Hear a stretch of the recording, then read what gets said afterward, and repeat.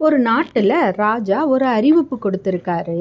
அதாவது என்னன்னா, அந்த நாட்டுடைய கோட்டை கதவுகளை யார் கையாலேயே தள்ளி திறக்கிறாங்களோ அவங்களுக்கு அந்த நாட்டில் ஒரு பகுதியை தான் எழுதி கொடுப்பதாகவும், அப்படி தோல்வி அடைஞ்சா அவங்களுடைய கைகள் துண்டிக்கப்படும் அப்படின்னு சொல்லி.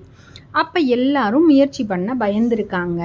ஒரே ஒருத்தர் மட்டும் தான் முயற்சிப்பதா சொல்லி வந்திருக்காரு. அப்போ எல்லாரும் சொல்லியிருக்காங்க, உன்னுடைய கைகள் போயிட்டா என்ன ஆகும் உன்னுடைய எதிர்காலம் அப்படின்னு சொல்லி.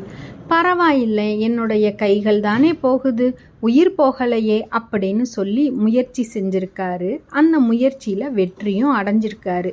எப்படின்னா, அந்த கோட்டை கதவுகள் தாழ்பாலே போடலையாம். இப்படி தான் வாழ்க்கையில் நம்ம நிறைய விஷயங்களை முயற்சியே செய்யாமல் தோல்வி அடைஞ்சிருக்கோம். அதாவது முயல் ஆமை கதையில் முயலோட தோல்விக்கு காரணம் முயலாமை தான் அப்படின்றத